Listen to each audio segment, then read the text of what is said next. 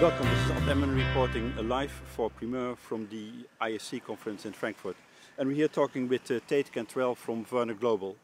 So welcome. Thank you, Ad. Can you just tell a little bit about yourself? Sure. I'm the CTO for Verne Global, and Verne Global delivers advanced data center solutions for the high-performance computing community.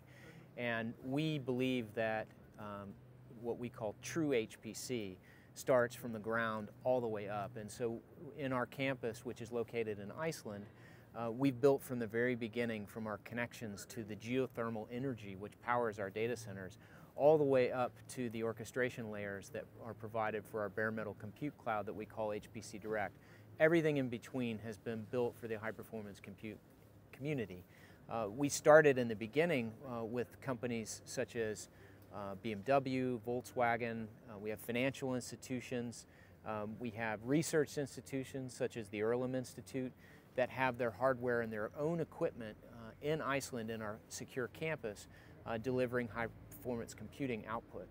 But what we found was, in order to really bring the SMBs forward into HPC, where we see that the future innovators really will be leveraging high-performance computing, and if they're going to be successful in leveraging this, they're going to need industrial scale. And that's where Verne Global comes in, because we develop not only data center campuses, but the compute cloud as well, but we have the financial capabilities to deliver these at a true industrial scale.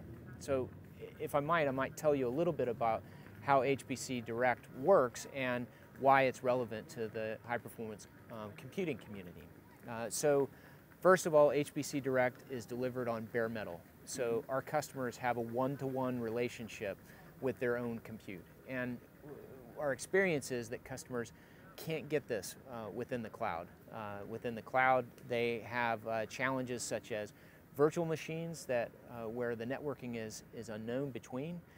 We have very high specification machines, Xeon processors, Skylake 6130, 6154.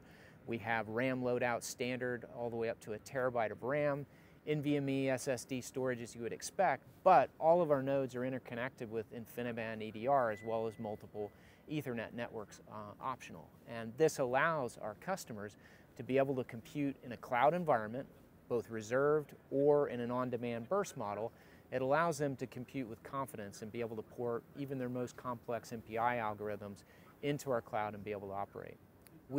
Since we use OpenStack as the basis for our orchestration layer of the bare metal computing, what that allows us to do is it allows us to create a dedicated blueprint for each of our customers.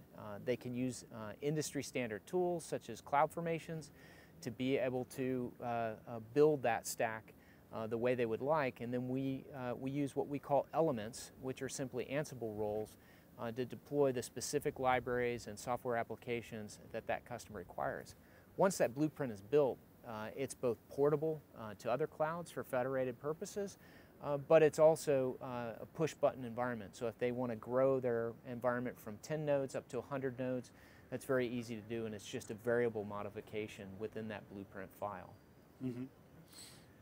So what we're seeing is companies like Cetavia, which is a HPC company that's focused on solutions for the airline industry, is able to come into our cloud and have the flexibility to scale all the way up to 10,000 nodes on their WRF solver, which is computing. It's basically computing the formation of high atmospheric ice clouds, which are very problematic to the airline industry because it can cause flame out during turbine run. And what we like about companies like Cetavia, two reasons. Number one, they're the only one that we're aware of in this community that's working very deeply on legacy past data, which obviously increases the amount of computational effort required to make the predictions. So they have years and years of data, but they also have an experience of having worked in the public cloud environment. So they know both the benefits of cloud, but the shortcomings of public cloud. And when they found that with hpcDIRECT, they were able to work directly with their machines, make requests on BIOS modifications to those machines, that gave them the power that they felt to be able to deploy their highest priority workloads into a cloud environment and avoid the CapEx cost and be able to shift that CapEx into an operational expense model. If you look at the customers that you have, can you say that it's spread, so that you have SMEs and big companies and research institutes, or? It is spread. Yeah. Yes. We see large enterprises, we see financial institutions, we see research companies, but we see the biggest growth opportunities in the small and medium-sized business market. We believe that that is where, over the next decade, the majority of growth is going to occur within the HPC market. We think about the SMEs and what they require. They require a higher level of support than your traditional enterprise. If you think about the way that enterprises have deployed high-performance computing, it has been at scale for a number of years. And so they already have the procurement teams and the operations teams to be able to operate that environment. But if you have an SME with a really clever idea that's perfectly suited for high-performance computing, sometimes they don't have the DevOps expertise, which our team does, because we are HPC experts and we're delivering solutions for our customers that are innovating with HPC. So we believe that innovation will come from SME. SME requires HPC, but they require it to be easy to take down, and that's what hpcDIRECT provides. With a location like Iceland, it's not just the 100% renewable energy that we're able to deliver at scale, and is at some of the cheapest power in the European continent.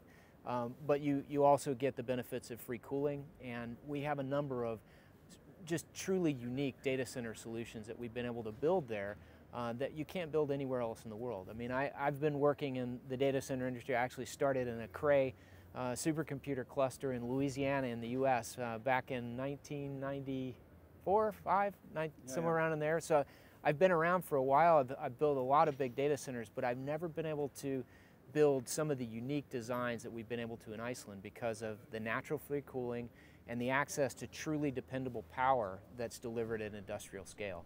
Yeah. Yeah, sometimes you wonder why not whole Iceland is covered with data centers. But, well, you know, there is, you know, some people would point out that we're not next to the eyeballs. From a network standpoint, they're absolutely correct. We have great network connectivity to both North America and Europe, but there is latency involved. That's one of the reasons that high-performance computing is perfect. We're working with a company in Australia that's doing work for the oil and gas companies. And all they require is good output, good input, and good remote visualization. And so I truly believe that if you have the right application and the right location, you'll get truly optimized performance. And that's what we're all about, is supporting our customers, providing them performance, providing them support, providing them security and true ownership for their equipment. Thank you very much for this interview. Thank you, Ad. I really enjoyed it. For Premier Magazine, this was Adam.